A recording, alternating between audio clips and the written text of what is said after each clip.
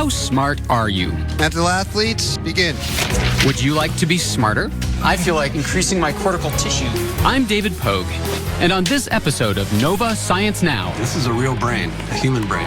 I'm going to extremes Talk about a splitting headache. to unlock the secrets behind some of the most impressive brains around. From perhaps the greatest mind of the modern age There's not one brain that has the same anatomy as Einstein. to a guy who can remember impossibly long lists of numbers. 418-592-597. Okay, that's highly freaky. To one with an amazing head for dates. What day will Christmas fall on in the year 2366? Sunday. Come on! That's nuts! What makes their brains so special? Wait, are you saying that you can tell stuff about a person's brain by the outside? Yes, and in the case of Einstein, one's definitely able to do that. Is genius born or made? This is like an outtake from the Star Wars prop department. We're diving under the hood This slice here comes right across the top of his ears. and revealing new evidence of what it means to be smart We can now evolve the definition of intelligence. and what you can do to improve your brain power. What does this mean? I'm going to find out how smart can we get. Up next on Nova Science Now.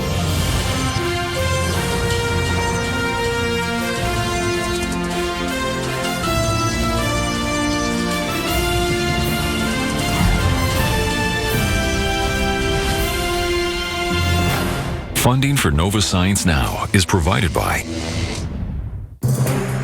Have you ever wondered why some brains are smarter than others? Or if there's a way to get smarter yourself? I'm David Pogue, and I'm on a quest to explore the upper limits of brain power. To start, I want to check out one of the smartest brains that ever existed, Albert Einstein's. There's no doubt the guy was a genius. By his 20s, he had revolutionized our fundamental notions of space, time, and matter with his theory of relativity. A few years later, he figured out how gravity works. As if that weren't mind-blowing enough, he came up with E equals mc squared. Eventually, the great scientist moved here to Princeton, New Jersey. Can you take my picture? And in his honor, Absolutely. he's memorialized with this statue. Not only that, there's a shrine dedicated to him in the back of a local clothing store. Next, you're going to tell me there's a Kennedy Memorial behind the deli. But what most residents don't know is that hidden inside this hospital is one of the best kept secrets in America, Over there. Albert Einstein's brain. Einstein's brain, the brain of the most famous scientist in the world, is in there, and they won't let you in to see it. It's been there for a dozen years. I'm unable to get access to it. It is a very bizarre story. Neurologist Fred Lepore would love to get his hands on it. He hopes it will reveal what made Einstein so smart. Was there something different about his brain? Believe it or not, we still have the chance to find out. Okay, rewind a bit. Einstein dies. Einstein died on April 18th, 1955. Thomas Harvey, the pathologist at the time, is expected to do a routine autopsy. Routine autopsy. But instead, what Thomas Harvey, the doctor performing the autopsy, decides to do is anything but routine. Without consent from Einstein's family, he decides to remove the brain. So the doctor on duty, not his partner, not his brother, took the brain and basically kept it Yes? and started to study it. Yes? Harvey takes dozens, possibly hundreds of photographs, knowing what's coming up next. Because he's about to take the step you can't turn back from. He begins to dissect it over the next few days into 240 blocks. When you say a block, you mean a little cube of Albert Little cube. Einstein's brain. Yeah. I can show you some if you care to see. You can get in there? I have pictures. These are the two glass cookie jars. We believe they hold about 180 blocks, although they weren't counted. You're talking about blocks of brain. Blocks of brain. Those things that are sort of that yellowish putty color are sections of brain, and each section of brain is surrounded by gauze. If you had all the access you wanted, you would find out, what, that he was a genius? You might find out he has some circuits that are different. Is it standard issue, or did Einstein really have a freakishly different brain? It becomes Thomas Harvey's life mission to find out.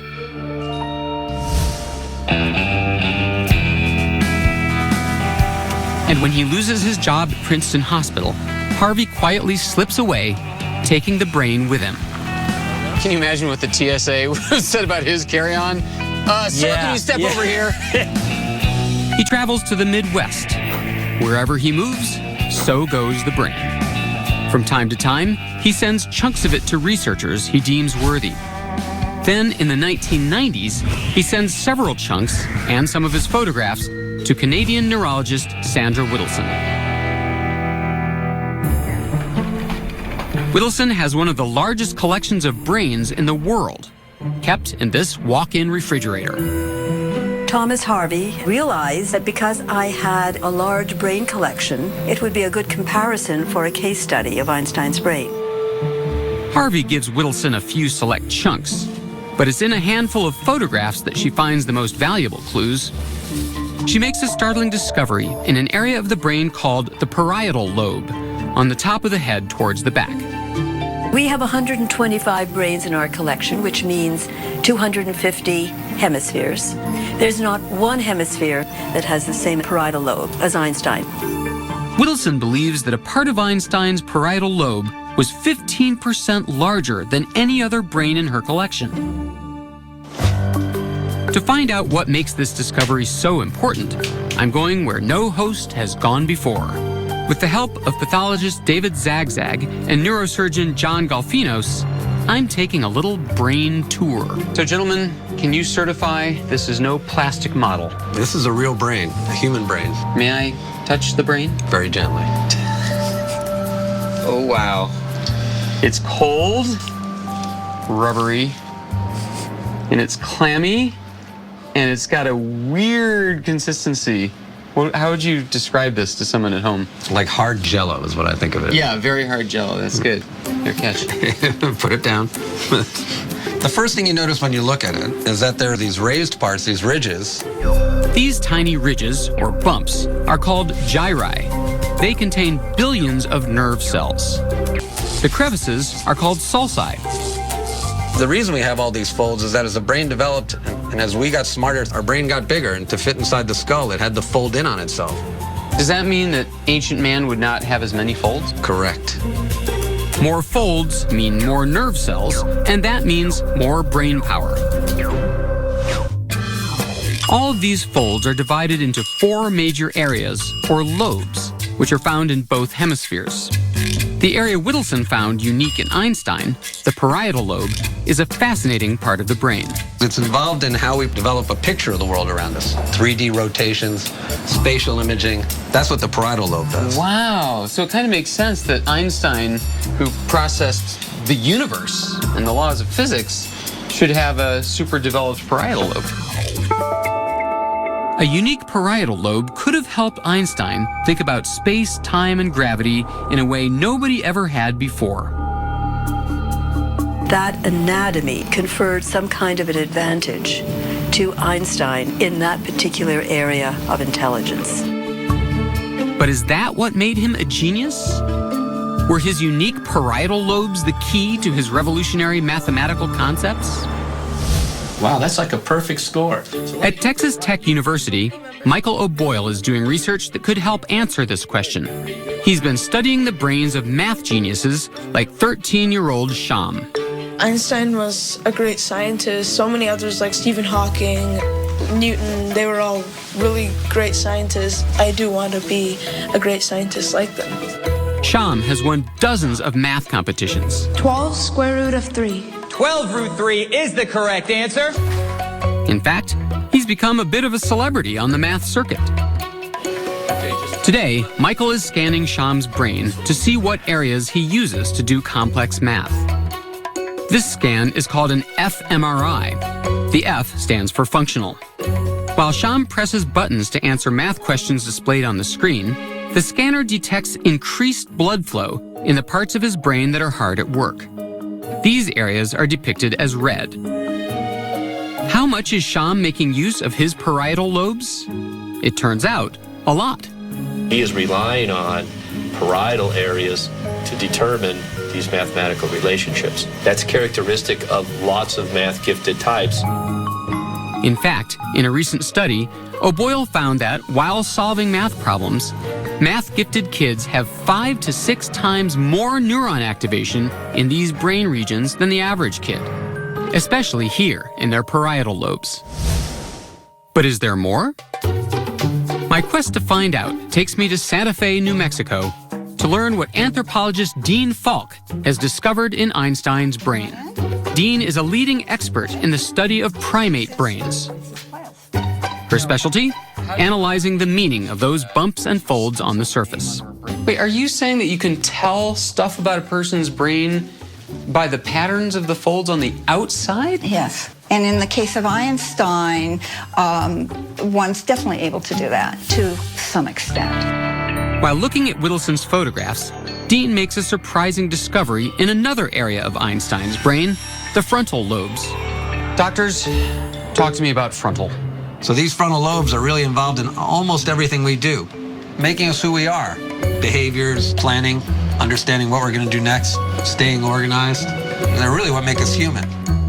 They're very important, so I was curious to find out exactly what Dean discovered in Einstein's brain. So in looking at these photographs, something jumped out at me. I noticed a particular feature in the frontal lobe on the right. I've got a K on it here. That stands for knob. And would you like to know what part of the brain that controls? Why, yes, I would.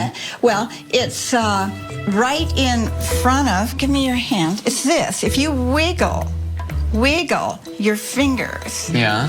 You are using this general area. It's the motor cortex for the left hand. So this area here on the back of my right frontal lobe is controlling my left hand. Yes. And in the case of Einstein, it was greatly expanded and formed this knob here. It's this shaded area.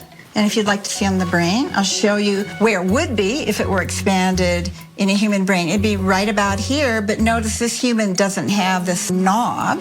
And it turned out that I've just read this study that talks about that knob and what it means. This study reported that musicians who learn how to play a stringed instrument in childhood develop the same shape in exactly the same place. In fact, when they scanned kids with an MRI before they learned to play a musical instrument, and then again after 15 months of training, they discovered the brain had already changed. So I was surprised to see this in Einstein, and it fit, because in fact, he took violin lessons as a child for years and years and years. Dean does some digging and discovers this. When he was stuck on a physics problem, he would go into his kitchen and pick up the fiddle and play it to relax, and he would suddenly get an answer to a physics problem that he'd been working on. Wow. Einstein is reported to have said, "The theory of relativity occurred to me by intuition, and music was the driving force behind that intuition." Einstein may have been born with extraordinary parietal lobes, but without his love of the violin, would Einstein have become Einstein? Einstein had the experiences in his life which allowed him to put to use a great brain. So both nature and nurture were really important for Einstein. With all this talk about brains, I was dying to find out more about my own. So I had some scans taken that show the surface of my brain and brought them to Dean to analyze. I don't suppose it's too much to ask if I have anything in common with Einstein. Well, very interesting question. Lo and behold, the same studies that show violinists develop a knob on the right side of their brains show that pianists develop something similar on the left. I've been told that you do play piano. Yes. And I want to ask you, have you done this a long time? Yeah, since I was a kid. How long? I started when I was 9. In fact, the piano is a big part of my life. I played through college, on Broadway, and I still play today. Well, I'm not surprised because this configuration fits with the findings of the study. I've developed an enlargement right here in my motor cortex on the left side of my brain, just as many other pianists do. So I have reshaped my brain through piano lessons. That is a reasonable hypothesis. But enough about me. Let's get back to Albert. What the heck happened to his brain? Before Thomas Harvey died, he returned those 2 cookie jars containing Einstein's brain here to Princeton Hospital, a stone's throw from Fred Lepore's reach. So far, the hospital has declined Fred's requests for access, but he's determined to keep trying. There's gotta be a way. Midnight heist? I'm open to any suggestions. Ocean's 14?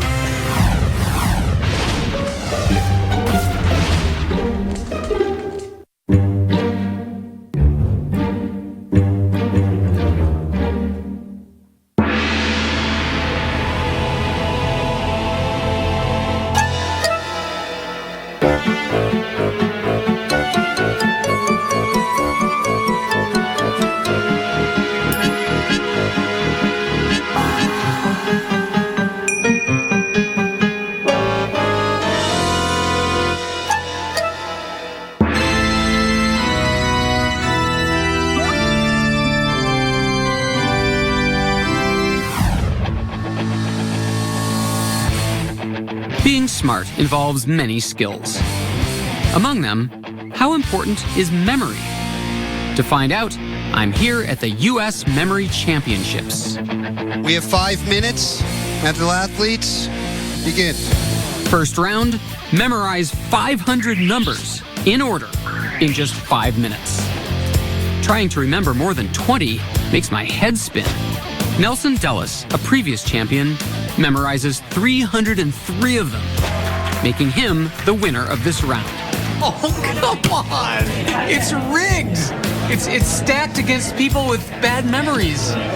Next, I have 5 minutes to memorize the exact order of an entire deck of cards. Maybe I'll get extra points for creativity. Or not.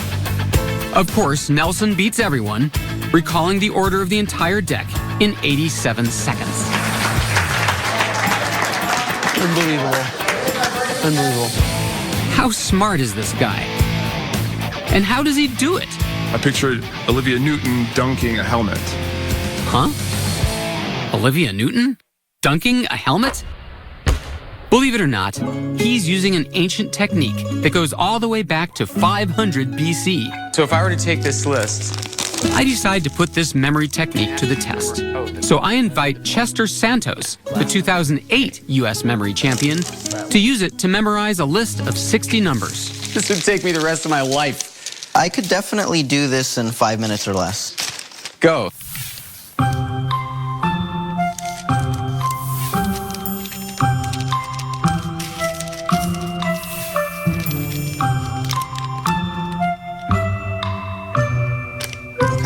Okay, I'm done. I got it. You're done? I got it, yeah. Just let me know if I make any mistakes, okay? Just let me know if I make you any can mistakes. count on it. Okay, 418-110-97580-871-592-597. You got them all exactly right. Okay, that's highly freaky. Now it's my turn to learn this ancient memory technique. All right, bring on the list. Chester takes out a list of 40 random words for me to memorize in order. Monkey, iron, rope, kite, house, paper. That's right. I said 40. Bicycle, elephant, computer, sword, necklace, and pizza. That would take me several hours. You will have this perfectly memorized in 10 or less minutes. All right, I just want to be clear for the record. If I don't, it's his fault. Step 1. My lesson begins by walking around my living room, making note of objects I see every day, like my beloved grand piano, my favorite chair, and my kid's guitar. It's always really meant to have these cleaned up. The watering can. Chester tells me to study these objects because we're about to use them to help me remember those 40 words. The globe and the pillars. Now it's on to step 2. Imagine that on top of this piano, there is a monkey dancing on that piano. But you don't just see the monkey dancing around, maybe you even hear the monkey making monkey noises as it's dancing. Because that's the first word, monkey. So picture that, really imagine that happening. Okay. And this monkey picks up a giant iron. How does this strange technique work? We asked a memory expert to explain.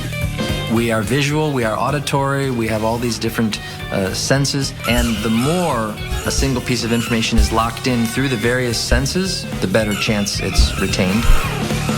So the crazier and more vivid the story, the better. Now, at that chair, see a rope attached to a kite. And the kite's flying around in the air. Just picture that. The guitar is smashing into a house. And you discover that the house is made of paper. Now, all your visuals are very active and there's a lot of motion to them. Is that part of it? Exactly. We tend to remember things more if there was something interesting actually happening rather than just a stagnant object that's just sitting there. So a dancing monkey, a shooting rope, a smashing guitar. Perfect. Further down the list, my tissues are having quite a memorable experience as they get run over by a bicycle with an elephant perched on top. Can you see that? I can. Something's Great. wrong with me. But you will remember this stuff. Yes, for I sure. will You remember definitely that. remember that. Okay. The time has finally come. I don't have any particular confidence as if this I have a lot of confidence. beyond the in monkey. you. I know I got the monkey. So on the piano, we have monkey and iron. And then next to it was a chair, and that had rope and kite. And then guitar, smashing a house, paper. Lo and behold, as I mentally traverse the room, the words come pouring out. A river. That's right. Rock. That's correct. Tree. That's right. Cheese. Correct. But then, There's something about the tissues. I'm sure it had something to do with smashing. Something violent. Let's see. The tissues. The tissues were getting run over by... a bicycle You got ridden by it. an elephant. after a close call, I miraculously whizzed through the rest of the list. The necklace and the pizza. Awesome. Great job. That was great. Next year's memory champion, David Pogue. Thank you. Thank you. Incredible job. I want to know what parts of my brain accomplished this Herculean task. Yeah, so we're not seeing. I asked Dr. Zagzag and Golfinos to show me. So why don't you... Are you kidding me? This is what I call a brain knife. So Please. this one's going on the resume. Okay, ready? Right there. Oh man. Oh. And Wow. I am very happy to inform you that you have made the most symmetrical cut. And the two hippocampi are right here in front of you. Just below the pointer. The hippocampi are toward the middle of the head, just a few inches in from the ears. These tiny structures help store our short-term memories. So that little thing is our memory? Short-term memory, yes, sir. Wow. So what about these people from memory championships? They translate everything into visual metaphors. So if you think about it, they're attaching extra information and using other parts of the brain, the part that processes language, the part that processes images, and that's how they attach them onto the memory and make it a stronger memory by recruiting other parts of the brain to help. Having a good memory is important, but for a brain to be really smart, it has to do even more. Tell me which of these pieces should go here. It has to have the ability to problem solve. Number 4. For over 100 years, we've measured the brain's ability to solve problems with IQ tests, like this. Number 3. Could there be a better way? My quest to find out how a smart brain works takes me to a research center in Albuquerque, New Mexico, where state-of-the-art technology could give us a whole new way to assess intelligence. We now have the opportunity to evolve the definition of intelligence away from just relying on test performance and toward a definition that includes brain physiology that we can measure. How will they do it? Using this strange-looking device, called an MEG scanner, Richard Heyer and Rex Jung are trying to reveal what parts of the brain we use when we're problem-solving. This is like an outtake from the Star Wars prop department. But instead of impersonating Darth Vader, I'm taking a pop quiz. Questions like the kind you find on an IQ test will appear on this screen. I'm supposed to solve brain teasers like this.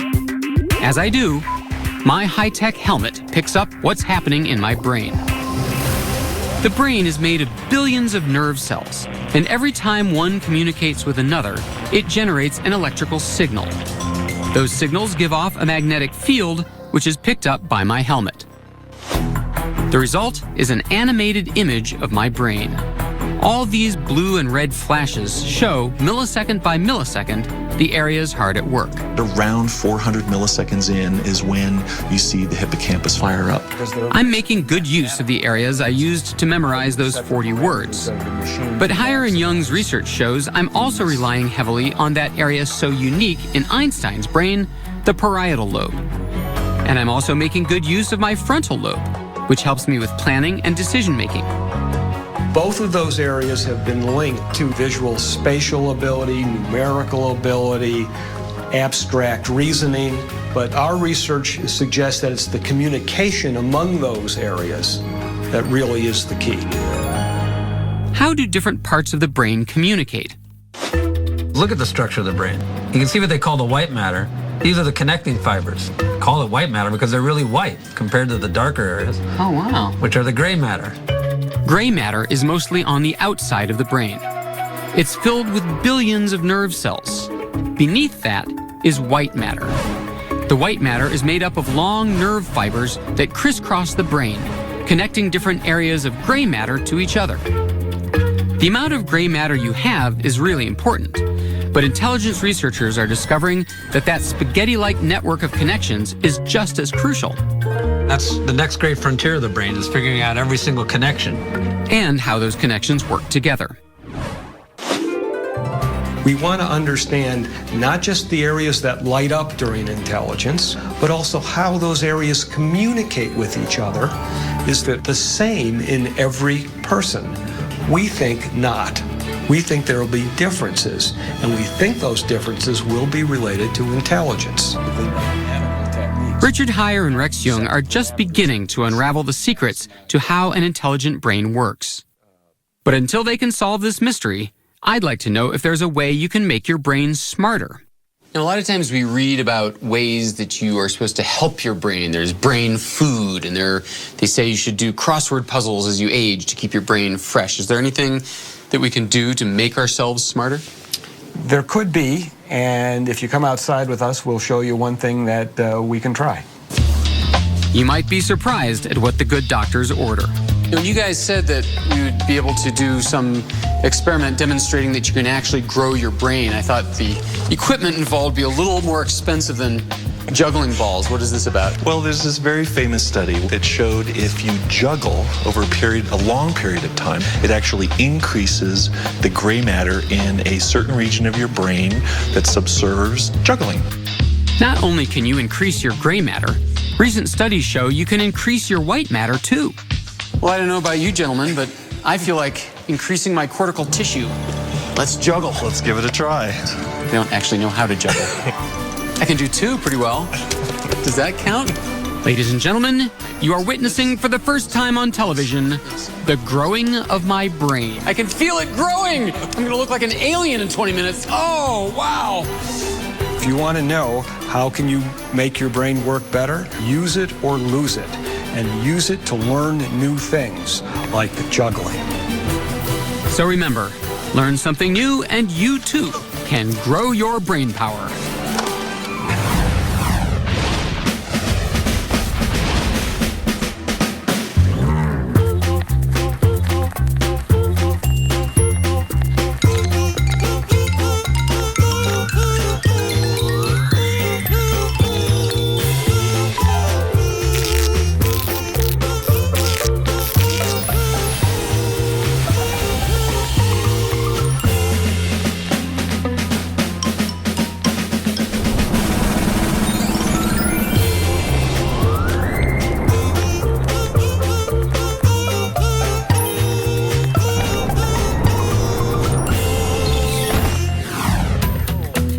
Every brain is unique, but few are as extraordinary as George Widener's.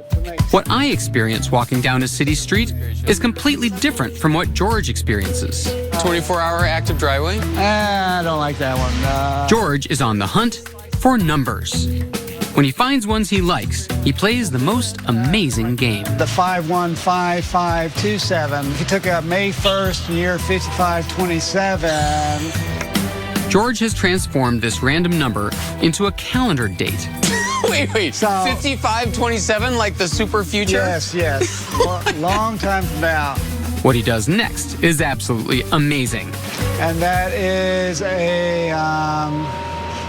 that's a Sunday. Come on. You can actually find a calendar from the year 5527 on the internet, and you'll see that he's right.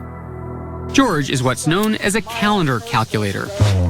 Give him a date, and he'll tell you what day of the week it falls on. All right, so March 9, 1871. What day of the week was that? Looks like a Thursday. Holy cow, it was indeed a Thursday. What day will Christmas fall on in the year 2366? 2366, December 25th. That's seeing a Sunday. Come on! That's nuts! You're right. How does he do it? How does the brain accomplish such extraordinary feats? When I try to calendar calculate, here's what happens. George gives me a date, February 20th, 2002. So you do your thing, and I'll do mine, and we'll see who gets there first. Okay, and Mark, get set, go. All right, so... I try to figure it out based on instructions I found on the internet. Wait, is this your leap year? First, I calculate the total number of days between now and the date. I'm getting 3,741 days between. Divide that by 7. Is a Monday. If the remainder is 0, it will be the same day of the week as today. If the remainder is 1, it'll be 1 day earlier. That's Tuesday, Wednesday, Thursday. So I'm going to say February 20th, 2002 was a Thursday. That's interesting how it shifts. Like it's a Wednesday actually, but Oops. It shifted because I forgot to account for a leap year. Hold on. Wednesday. Now I'm getting Wednesday, just So, like you. What? Could you tell me how you did that again? No. Oh, okay. How does George do it? He says he's not doing any math. Instead, he sees numbers line up to form a calendar. He finds the date and sees the day of the week. Today, George uses his calendar calculating to create fascinating paintings. Each one is filled with numbers and calendar dates. He's an accomplished artist, but that wasn't always the case. When he was a child, teachers couldn't figure out what was wrong with him. I was labeled both gifted and learning disabled. So he withdrew into himself, finding comfort in calendar dates. And they became an obsession that disconnected him from the world. It took years for George to find out why. Finally, he was diagnosed with a rare condition called savant syndrome. I am a calendar savant, a high-functioning calendar savant. Psychiatrist Daryl Treffert, a prominent expert on savant syndrome, has documented about 300 cases of people like George who were born with extraordinary skills. In the process, he's also found around 30 truly bizarre cases where people were transformed into savants, seemingly overnight. These are people who have an injury or a disease, and all of a sudden some ability cascades forth which was never there before. He calls them acquired savants, and they represent some of the most mysterious cases in the field of brain science. One of them is Derek Amato. He became a pianist after a severe head injury. So let me get this straight. You dived into a swimming pool and hit your head on the bottom. You came to a week later and what? Derek started to suffer from headaches and memory loss that still plague him today. But then something unexpected happened. Barely a week after the accident, he was hit with an uncontrollable need to play the piano. He sat for hours playing this melody over and over again.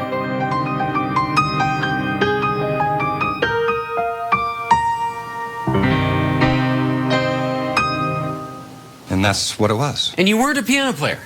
No. So what I'd love to know is how you picture and think about music, because when I learn a piece of music, I generally look at the sheet music, and each note is on a line or a space, and it represents one of the keys on the piano, and I I learn it that way until I can.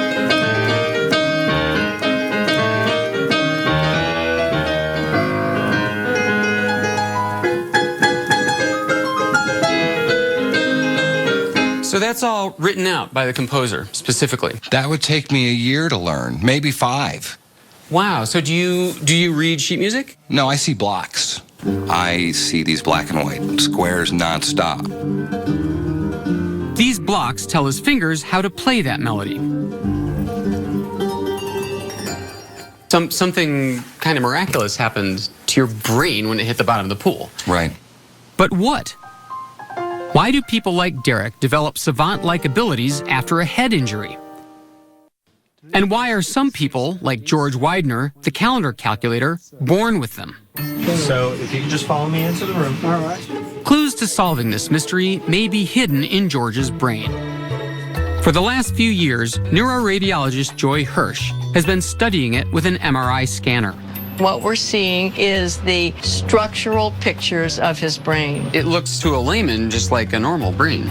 Well, it looks to a scientist and a neuroradiologist like a normal brain as well. Today, Hirsch is probing further. She's taking fMRI scans of George's brain. This scan detects increased blood flow in the areas of his brain that are at work. And this is George's brain when he's calendar calculating. What we're seeing here are 2 slices of George's brain.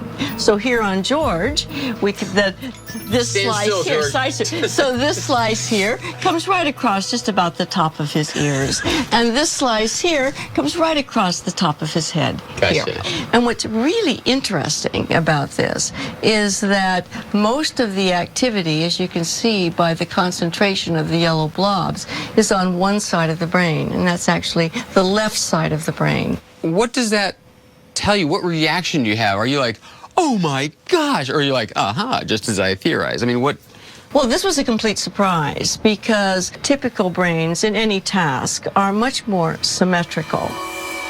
This is the fMRI of a typical brain at work. Both the left and right hemispheres show activation. But when George is calendar calculating, that doesn't happen.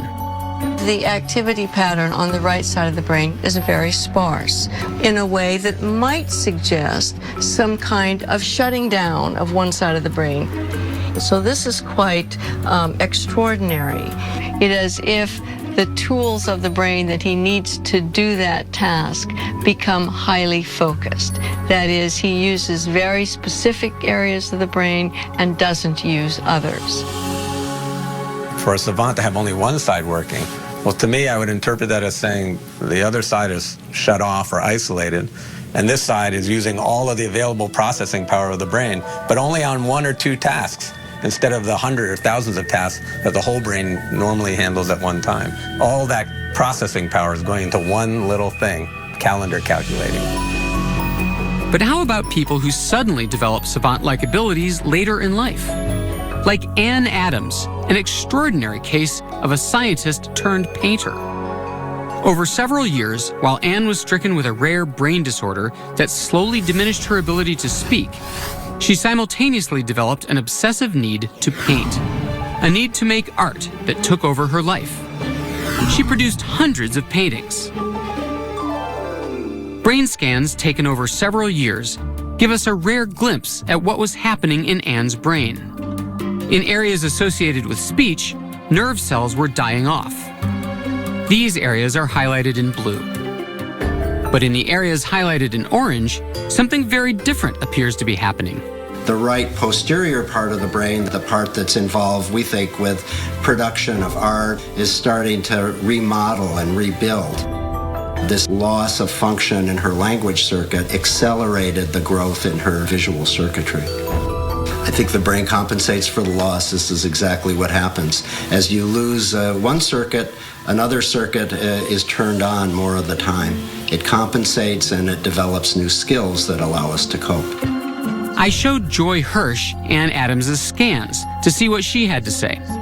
So it's a very interesting case where the balance of the brain was altered, and during the course of this alteration, the other side of the brain appears to have compensated with the emergence of new talents, almost savant-like. Wow.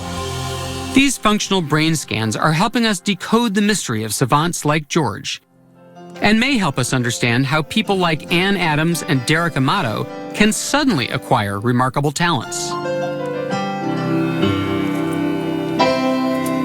Thank you, man. Beautifully done. Thank you.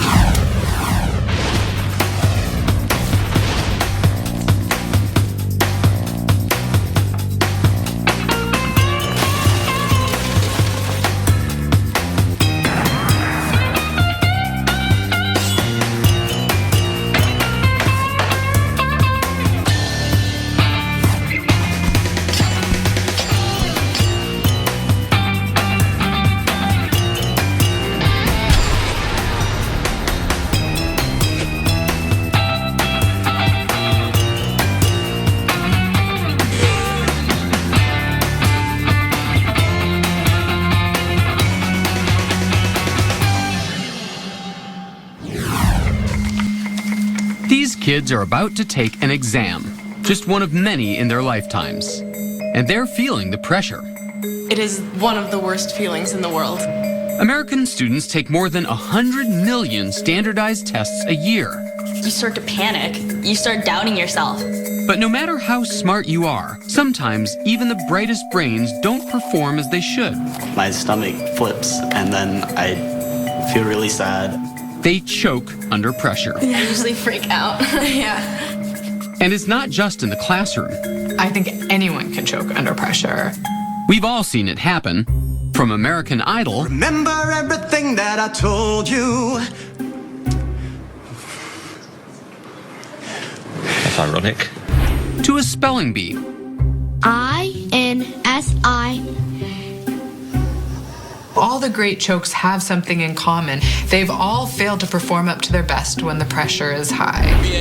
Rick Perry in the Republican debates of 2011. And the, what's the third one there? Let's see. And of course, the sports choke. Like going for a crucial field goal that should be easy and missing. Whether you're an athlete or just a kid sitting for the SAT, choking can be devastating. It's one thing to have skill or the knowledge to perform well, but it doesn't matter how much math you know if you can never show it on the quantitative section of the SAT. But what if you could teach your brain not to choke? That's the goal of cognitive scientist Sion Beilock. Sion is figuring out how to train your brain to perform at its best even when the heat is on. Sion learned about choking the hard way. Soccer, I think, was my one really true passion. My name is Sion Beilock, and I'm a soccer goalkeeper. At 16, she was a star goalie in the Olympic Development Program. Then, one day, a national coach came to see her play. I knew he was there, and I knew that this might be my one shot. An offensive player came down the right side of the field and took a shot at the near post, which is the post you're supposed to be able to save the ball from. And it went right under my arm and in the goal. It went all downhill from there. And that was it. I was out of consideration for the national team that year. You know, I had that one shot, and I failed. It was a crushing blow. I just felt totally defeated. All the hard work I'd put into getting to the place that I was getting had just vanished in the blink of an eye. It was the middle of the game, and I wanted to walk off the field. So yeah, I choked. Soon after, Sion walked away from soccer. But when she went to college, She was determined to find out what had happened inside her brain on that fateful day. So she majored in cognitive science. One of the reasons I was really interested in cognitive science is that it seemed like it might be a window into trying to understand a little bit about how I performed. So people always ask me if I do me-search, right? And I think there's definitely a little bit of me-search to what I do. Xian wants to know what happens to our brain under pressure. And her research team has figured out the perfect recipe for high anxiety. What we do is we have these students come in and they do a block of math problems. They even make the math problems look strange to throw the students off. And then we give them a series of instructions that are really designed to create a very stressful environment for them. They put money on the line and tell the students that a partner is depending on them to improve their score. But if you can't improve, then you won't get this additional money, and neither will your partner. At this point, the students are really freaking out, and then, but to really make it a very, very stressful environment, we bring out a video camera and we put it right next to them. Do you see a red light? Then the students do a second block of problems. And it works. Most people, when they're in our stressful situations, really do feel pressure to perform at a high level. And as it happens, lots of people choke under that pressure. Usually they choke about 11 to 12% below their initial block of problems. So what's happening when they choke? Only the scanner can tell. We put people in this MRI machine. They're lying on their back, but they can see his computer screen and they're actually performing problems. They use a controller to give their answers. Then Xian's team makes them sweat. Finally, during this next set of problems, we're going to be videotaping your performance. Xian's theory was that these stressors were messing with the patient's working memory. It's a little different from short-term memory, which comes from the hippocampus. Working memory is your mental scratch pad that essentially allows you to work with whatever information is held in consciousness. And it involves the prefrontal cortex, which is part of the frontal lobe just above our eyes. Our prefrontal cortex essentially allows us to do all those special things we can do as humans, whether it's hitting a tiny ball into a tiny hole or juggling lots of math problems in our head. Based on activity she saw in the scans of her stressed out subjects, Xian can infer communication between the prefrontal cortex and the emotional centers of the brain, like the amygdala. And when the emotional centers are overactive, they can prevent clear thinking. In these situations when people fail, these worries tend to come online and co-opt those prefrontal resources that people would otherwise use to perform well. Xian's preliminary data suggests that in a choker's brain, the emotions cause a racket big enough to interrupt working memory. But what about those lucky people who don't choke, who perform well under pressure? What's different about a non-choker's brain? It's almost as if the prefrontal cortex and those emotion centers of the brain uncouple or stop talking for a moment. For non-chokers, it's almost as though they temporarily put the conversation between these two parts of the brain on hold. People who are less likely to choke essentially show less crosstalk. There's less of an opportunity for these worries to seep in and impact performance, and we think that these are skills that can be taught. High stakes in the class. Xian had a theory she thought could have a huge impact, and she set out to prove it. She went where the stress was boiling over, a high school biology exam. Just before the test started, Xian's team gave the kids an extra assignment. We came into the classrooms and asked all the students to either write about their deepest thoughts and feelings or sit there for 10 minutes. Xian knew from other studies that depressed patients who wrote down their emotions in a journal could break the cycle of negative thinking. But would it work for anxious test takers? And the idea is that if we have people journal before this important test, we might be able to help them succeed. The students poured out their deepest worries onto paper. Then it was test time. So how'd they do? Students who just sat without writing anything, on average, got a B-. But the ones who wrote got, on average, a B+.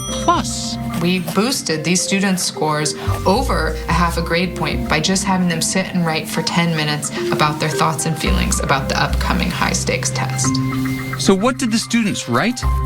There's millions of butterflies in my stomach. Breathe, breathe, I'm telling myself. So he starts out talking about how worried he is, and then towards the middle, he says, as I continue to think about this final, I relax significantly. For those students with high test anxiety, journaling was a silver bullet. But why does it work? When people are worrying up under stress, it's almost like a computer with too many programs open at once. Sometimes everything crashes. And by writing down some of those worries, you're able to offload some of those programs so you free up resources to perform at your best. Journaling may help kids show how smart they are when it matters most. You don't have to be an Olympic athlete or sitting for the SAT to have these choking experiences. Whether you're interviewing for a job or just one of my favorite places where I often choke, parallel parking in front of your spouse, some of the same processes can drive that underperformance. What my work shows is that it doesn't have to be an inevitable phenomenon and that we can learn from those poor performances. And what if she'd never choked? I've thought about this idea. Maybe if I hadn't choked in front of the national coach, I would have gone on to play in the Olympics. But I'm happy with all the lessons I learned from that experience, and I think I've been able to take some of them and use them in my new life pursuits. I want my work to really push the bounds of what we're able to do so that everyone can perform up to their potential. And Sion practices what she preaches. She journaled before this interview. So what did she write? So I wrote, "What a day. I'm exhausted, and I hope that doesn't make me sound incoherent. I need to just focus on the present, on today, and have fun with it, and not let my thoughts or worries about tomorrow or the next day seep in." And did it help? Sure. Did I ace my interview? Then yes.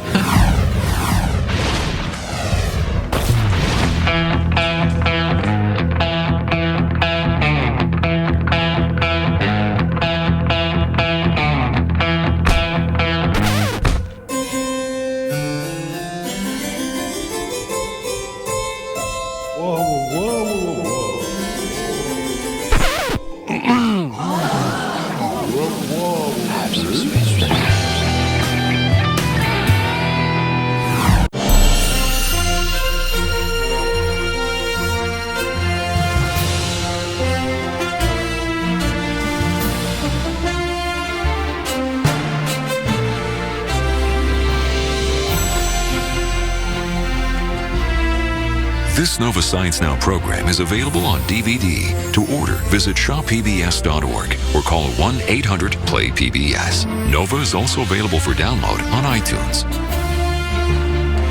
I think raccoons are a perfect match for cities. Wherever they've been introduced, they do really, really well. They can build on their knowledge. Once they figure out one garbage can, they can generalize to another. It's possible that moving into the urban environments is creating technically smarter raccoons.